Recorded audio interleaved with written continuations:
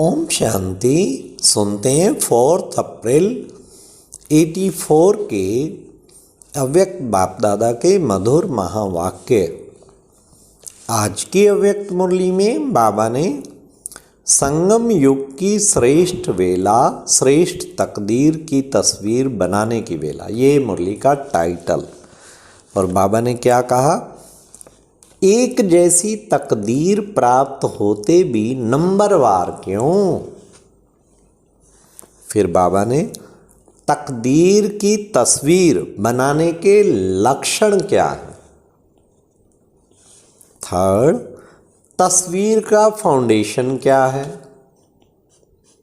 और लास्ट, बाप के साथ निराकार बन घर कब चलेंगे। तो अब सुनते हैं 4 अप्रैल 84 की अव्यक्त मुरली। संगम युग की श्रेष्ठ वेला, श्रेष्ठ तकदीर की तस्वीर बनाने की वेला। आज बाप दादा हर एक ब्राह्मण श्रेष्ठ आत्मा के श्रेष्ठ जीवन के जन्म की वेला, तकदीर की रेखा देख रहे थे। जन्म की वेला सभी बच्चों की श्रेष्ठ है, क्योंकि अभी युग ही पुरुषोत्तम श्रेष्ठ है।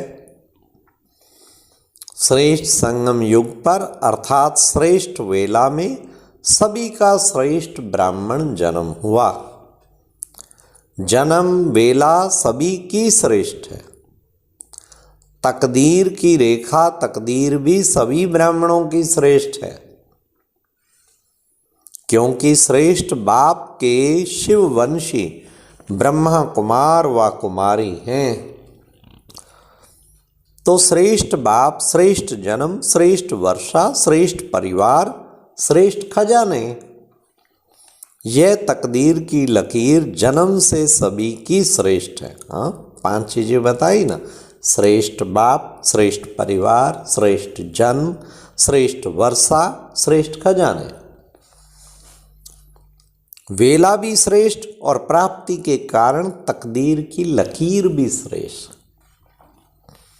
यह तकदीर सभी बच्चों को एक बाप द्वारा एक जैसी ही प्राप्त है, इसमें अंतर नहीं है। फिर भी एक जैसी तकदीर प्राप्त होते भी नंबरवार क्यों? बाप एक, जन्म एक, वर्षा एक, परिवार एक, वेला भी एक, संगम युग, फिर नंबर क्यों? सर्व प्राप्ति अर्थात तकदीर सभी की बेहद की मिली है। अंतर क्या हुआ? बेहद की तकदीर को जीवन के कर्म की तस्वीर में लाना और इसमें यथाशक्ति होने के कारण ही अंतर पड़ जाता है। ब्राह्मण जीवन अर्थात तकदीर की तस्वीर में लाना, अर्थात जीवन में लाना, हर कर्म में लाना, हर संकल्प से, बोल से, कर्म से तकदीरवान को तकदीर अनुभव हो, अर्थात दिखाई देवे। ब्राह्मण अर्थात तकदीरवान आत्मा के नैन, मस्तक, मुख की मुस्कुराहट हर कदम सभी को श्रेष्ठ तकदीर की अनुभूति करावे। इसको कहा जाता है तकदीर की तस्वीर बनाना। तकदीर को अनुभव की कलम से कर्म के कागज के तस्वीर में लाना। वाह! अनुभव की कलम से और कर्म के कागज के तस्वीर में लाना। तकदीर के तस्वीर की चित्र रेखा बनाना। तस्वीर तो सभी बना रहे हो ना, लेकिन किसकी तस्वीर संपन्न है और किसकी तस्वीर कुछ ना कुछ किसी बात में कम रह जाती है। अर्थात प्रैक्टिकल जीवन में लाने में किसकी मस्तक रेखा अर्थात मनसा नैन रेखा अर्थात रूहानी दृष्टि, मुख की मुस्कुराहट की रेखा अर्थात सदा सर्व प्राप्ति स्वरूप संतुष्ट आत्मा, संतुष्टता ही मुस्कुराहट की रेखा है। हाथों की रेखा अर्थात श्रेष्ठ कर्म की रेखा। पांव की रेखा अर्थात हर कदम श्रीमत प्रमाण चलने की शक्ति। एक कर्मेंद्री का बाबा बता रहे हैं। इसी प्रकार तकदीर की तस्वीर बनाने में किसका किसमें अंतर पड़ जाता है। जैसे स्थूल तस्वीर भी बनाते हैं तो कोई को नैन नहीं बनाने आते, तो कोई को टांग नहीं बनाने आती, कोई मुस्कुराहट नहीं बना सकते। तो फर्क पड़ जाता है ना। जितना संपन्न चित्र उतना मूल्यवान होता है। वही एक का चित्र लाखों का मूल्य कमाता और कोई 100 भी कमाता। तो अंतर किस बात का हुआ? संपन्नता का हुआ ना। ऐसे ही ब्राह्मण आत्माएं भी सर्व रेखाओं से संपन्न होने के कारण किसी एक रेखा 2 रेखा की संपूर्णता न होने के कारण नंबरवार हो जाते हैं। तो आज तकदीरवान बच्चों की तस्वीर देख रहे थे।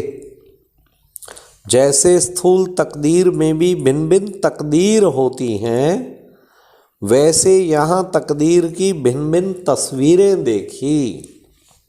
हर तस्वीर में मुख्य मस्तक और नैन तस्वीर की वैल्यू बढ़ाते हैं। जैसे यहाँ भी मनसा वृत्ति की शक्ति और नैन के रूहानी दृष्टि की शक्ति, इसका ही महत्व होता। यही तस्वीर का फाउंडेशन है। सभी अपने तस्वीर को देखो कि हमारी तस्वीर कितनी संपन्न बनी है। ठीक है, बाबा ने काम दे दिया ना। ऐसी तस्वीर बनी है जो तस्वीर में तकदीर बनाने वाला दिखाई दे।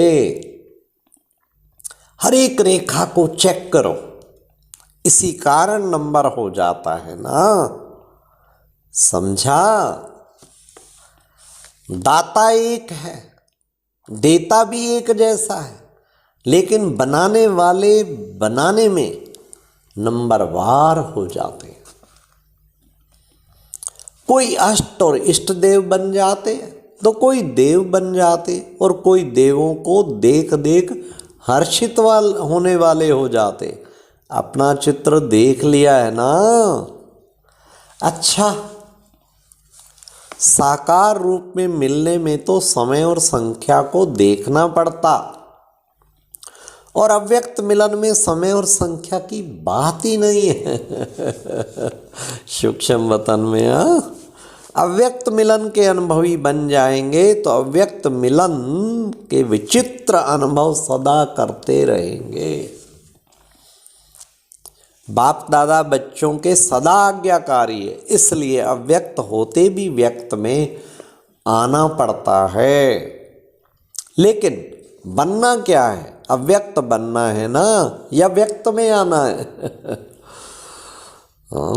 अव्यक्त बनो। अव्यक्त बनने से बाप के साथ निराकार बन घर में चलेंगे। अभी बाबा की स्टेज तक नहीं पहुंचे हो, फरिश्ता स्वरूप से निराकार बाप बन घर जा सकेंगे। तो अभी फरिश्ता स्वरूप बने हो, तकदीर की तस्वीर संपन्न की है।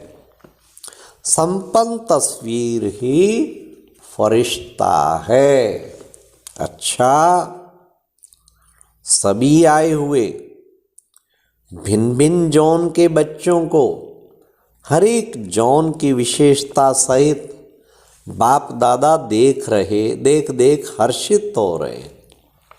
कोई भाषा भले नहीं जानते, लेकिन प्रेम और भावना की भाषा जानने में सब होशियार है। और कुछ नहीं जानते, लेकिन मुरली की भाषा जानते।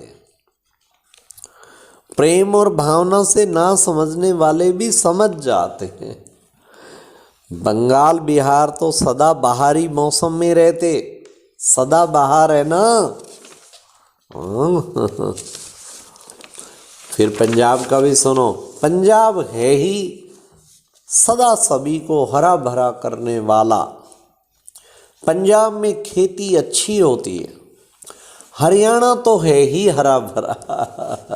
आज बाबा ने हरियाणा को भी याद किया, नहीं तो पंजाब में ही सब कुछ आ जाता था। पंजाब हरियाणा सदा हरियाली से हरा भरा है, और जहाँ हरियाली होती है उस स्थान को सदा कुशल श्रेष्ठ स्थान कहा जाता है। पंजाब हरियाणा सदा खुशी में हरा भरा है, इसलिए बाप दादा भी देख देख हर्षित होते हैं। राजस्थान की क्या विशेषता है? राजस्थान चित्ररेखा में प्रसिद्ध है। राजस्थान की तस्वीरें बहुत मूल्यवान होती हैं, क्योंकि राजे बहुत हुए हैं ना, तो राजस्थान तकदीर की तस्वीरें सबसे ज़्यादा मूल्यवान बनाने वाले हैं। राजस्थान की तस्वीरें बहुत मूल्यवान होती हैं, क्योंकि राजे बहुत हुए हैं ना, तो राजस्थान तकदीर की तस्वीरें सबसे ज़्यादा मूल्यवान बनाने वाले, चित्रों की रेखा में सदा श्रेष्ठ है। गुजरात की क्या विशेषता है? वहाँ आईनों का श्रृंगार ज़्यादा होता है, तो गुजरात दर्पण है। दर्पण कहो, आईना कहो, जिसमें बाप की मूरत देखी जाए। आईने में शक्ल देखते हैं ना, तो गुजरात के दर्पण द्वारा बाप की तस्वीर, फरिश्ता स्वरूप की तस्वीर सभी को दिखाने की विशेषता है। तो गुजरात की विशेषता है बाप को प्रत्यक्ष करने वाले दर्पण। बाकी छोटा सा तमिलनाडु रह गया, छोटा ही कमाल करता है, बड़ा कार्य करके दिखाता है। तमिलनाडु क्या करेंगे? वहाँ मंदिर बहुत हैं, मंदिरों में नाद बजते हैं। तमिलनाडु की विशेषता है नगाड़ा बजाए बाप की प्रत्यक्षता का आवाज़ बुलंद करना। अच्छी विशेषता है, छोटेपन में भी नाद बजाते हैं। भक्त लोग भी बड़े प्यार से नाद बजाते हैं और बच्चे भी प्यार से बजाते हैं। अब हर एक स्थान अपनी विशेषता को प्रत्यक्ष रूप में लाओ। सभी जोन वालों से मिल गया ना, आखिर तो ऐसा ही मिलना होगा।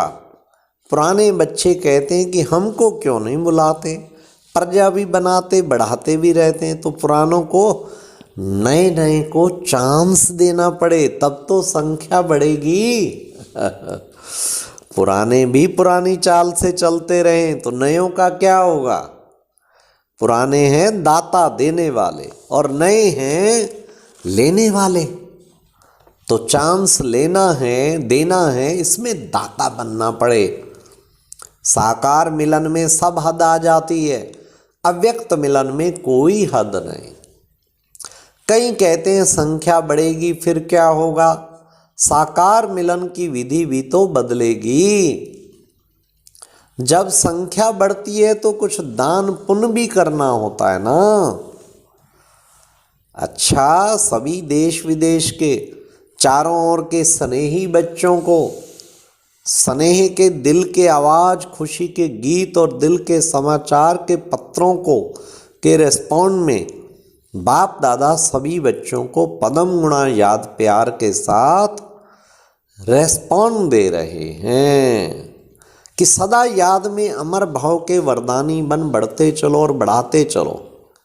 सभी उमंग उत्साह में रहने वाले बच्चों को बाप दादा सब उन्नति और सेवा की उन्नति के लिए मुबारक दे रहे हैं। मुबारक हो, सदा साथ हो, सदा संपन्न और संपूर्ण हो। ऐसे सर्ववरदानी बच्चों को बाप दादा फिर से याद प्यार दे रहे हैं। याद प्यार और नमस्ते। ओम शांति। ये थी कितनी प्यारी मुरली तकदीर को तस्वीर बनाने की।